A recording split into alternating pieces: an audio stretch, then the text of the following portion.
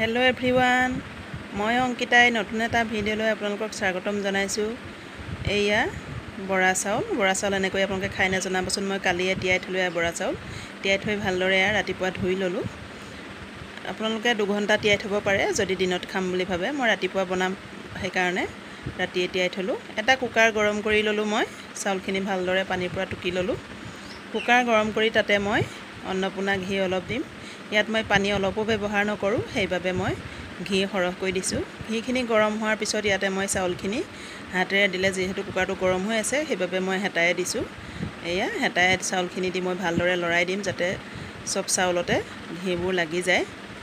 এয়া লৰাই লৈ মই ভালকৈ কুকাৰৰ ঢাকনাখন মাৰি কম চিমত 2টা চিটি মাৰিম।